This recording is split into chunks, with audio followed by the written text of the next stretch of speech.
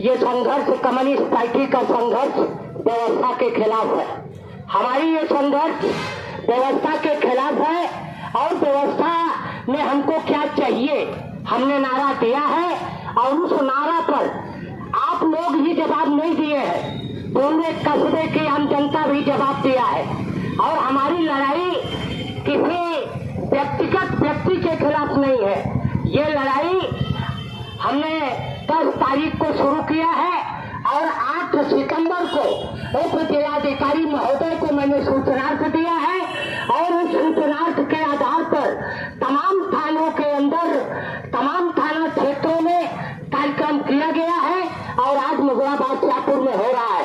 14 अक्टूबर को उचौरा में होना है और बड़ा कार्यक्रम होना है। मैं नहीं, ये पूरी कम्युनिस्ट पार्टी पूरे देश के अंदर ये नारा दिया है, बेरोजगारी के खिलाफ संघर्ष करना है, महंगाई के खिलाफ संघर्ष करना है, उत्पीड़न के खिलाफ संघर्ष करना है, भ्रष्टाचार के खिलाफ संघर्ष करना है, दलित उत्पीड़न के खिलाफ संघर्ष करना है, बेरोजगारी के सवाल को लेकर संघर्ष करना है और उसी कड़ी में ये संघर्ष किया जा रहा है। अभी फोन आया, यशो महोदय का फोन आया कि आपने परमिशन लिया है। हमने कहा परमिशन नहीं, मैंने सूचनार्थ दिया है और सूचनार्थ के आधार पर मैं कार्यक्रम किया हूँ। आप सबको याद है कि जब नई बाजार से जुलूस चला है तो मैंने अपील किया है आप लोगों से कि हमारी लड़ाई हर समय संसदीय हुआ करती है, हमारी लड़ाई शांतिपूर्वक हुआ करती है, हमारी लड़ाई बड़े ही नॉर्मल तरीके से होती है और उस तरीके से हम नई बाजार से यहाँ तक आए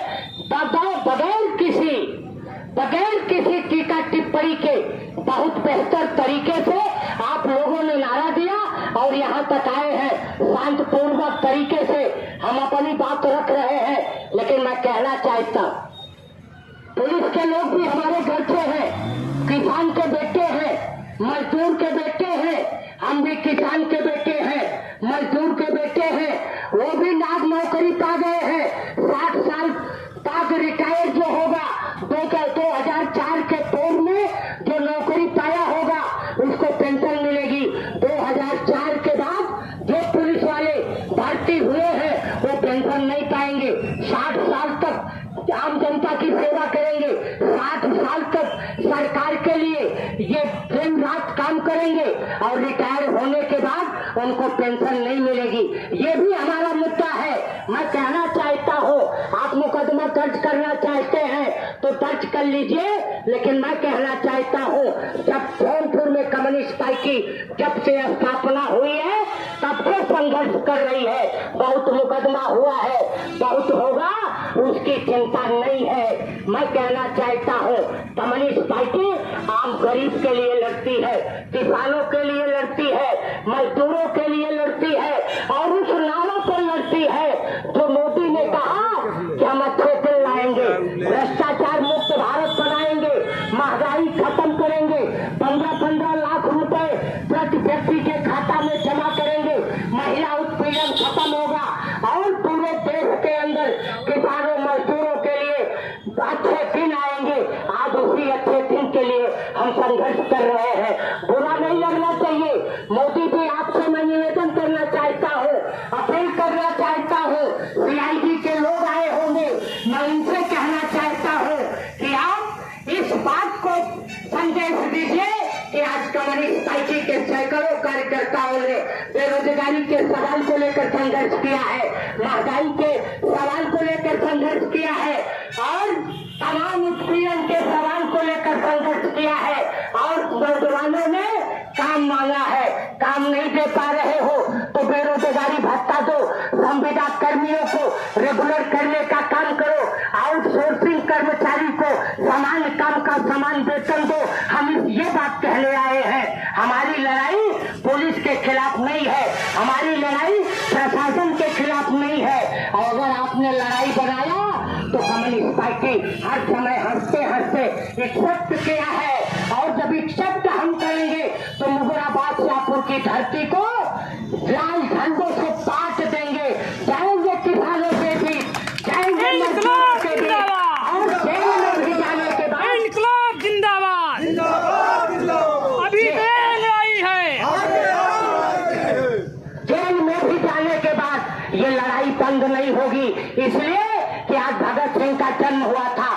भगत सिंह ने अपने अंतिम क्षणों में कहा है कि जब एक भगत सिंह मरेगा तो 1000 भगत सिंह पैदा होंगे, और ये बात अपने बाप से कहे थे। और आज मैं खुलकर कहना चाहता हूँ कि एक सुभाष पटेल जेल में जाएगा तो 1000 सुभाष पटेल जौनपुर में पैदा होगा। लेकिन लड़ाई नहीं रुकेगी, लड़ाई जारी रहेगी। लड़ाई हर समय होती रही है, हर समय होता रहेगा। हम अन्याय के खिलाफ लड़ते हैं, अन्याय के खिलाफ लड़ेंगे। आज बिजली का निजीकरण हो रहा है, आज बिजली का स्मार्ट मीटर लग रहा है। मैं पूछता हूँ बिजली कर्मचारियों से, मैं पूछता हूँ बिजली के अधिकारियों से कि स्मार्ट मीटर का विरोध क्यों हो रहा है, आखिर कारण क्या है। हमारे पार्टी के कॉमरेड है कैलाश जायसवाल ने कहा कि साधारण मीटर कॉमरेड 500-600 रुपए महीना आता था, आज स्मार्ट मीटर में 1500-2000 रुपए महीना आ रहा है। मैं बिजली कटवाने जा रहा हूँ और सोलर पैनल लगवाने जा रहा हूँ और मैं बिजली का इस्तेमाल नहीं करूंगा। तो ऐसे लोगों से सीख मिलती है कि बिजली के स्मार्ट मीटर से देश की जनता का क्या होगा। सरकार ने मिट्टी का तेल बंद कर दिया पूरे देश के अंदर। यदि बिजली एक दिन बिगड़ जाती है तो गरीब आदमी अंधेरे में खाना बनाने के लिए मजबूर होता है, किसान आदमी अंधेरे में खाना बनाने के लिए मजबूर होता है। मैं इस बात को कहने आया हूँ कि बिजली का निजीकरण न किया जाए, बिजली में स्मार्ट मीटर न लगाया जाए और शिक्षा का मर्जर किया जा रहा है। प्राथमिक विद्यालय 50 बच्चे से कम होंगे तो एक विद्यालय को दूसरे में शिफ्ट किया जाएगा। मैं सरकार से पूछना चाहता हूँ, डॉक्टर भीमराव अंबेडकर का संविधान इस देश के अंदर चल रहा है और जिस दिन ये डॉक्टर भीमराव अंबेडकर के संविधान पर हमला हो रहा है, और इसलिए हमला हो रहा है कि कांग्रेस सरकार ने शिक्षा का विकेंद्रीकरण किया था और आज भारतीय जनता पार्टी की सरकार शिक्षा का केंद्रीकरण कर रही है। और डॉक्टर भीमराव अंबेडकर ने एक नारा दिया था, शिक्षित बनो, संगठित बनो और संघर्ष करो। मैं कहना चाहता हूँ जब वो शिक्षित नहीं हो पाएगा, प्राथमिक विद्यालय खत्म हो रहे हैं, खत्म हो जाएगा तो गरीब का बेटा नहीं पढ़ पाएगा, किसान का बेटा नहीं पढ़ पाएगा। अब जब नहीं पढ़ पाएगा तो अपने अधिकार को नहीं पहचान पाएगा, जब अपने अधिकार को नहीं पहचान पाएगा तो संगठित नहीं होगा। अब जब संगठित नहीं होगा तो अन्याय के खिलाफ संघर्ष नहीं कर पाएगा। इसलिए मित्रों मैं कहना चाहता हूँ डॉक्टर भीमराव अंबेडकर के 3 नारों को हमको हर समय याद करना चाहिए। शिक्षित बनो, संगठित बनो और संघर्ष करो। तो आज जरूरत है विद्यालय का सार्वजनिकरण होना, आज जरूरत है मजबूत शिक्षा देने की, आज जरूरत है मजबूत संगठन बनाने की, आज जरूरत है मजबूत संघर्ष करने की। और जब तक मजबूत संघर्ष नहीं होगा, डॉक्टर भीमराव अंबेडकर का संविधान नहीं बचेगा तो लोकतंत्र नहीं बचेगा, लोकतंत्र नहीं बचेगा तो धर्मनिरपेक्षता नहीं बचेगी, धर्मनिरपेक्षता नहीं बचेगी तो हम इस देश के अंदर अपने संविधान को खत्म कर देंगे, तो हम गुलाम हो जाएंगे। जहां हमारे राजा और परताजा थे वहीं हम हो जाएंगे और हमारे हाथ में कटोरा होगा।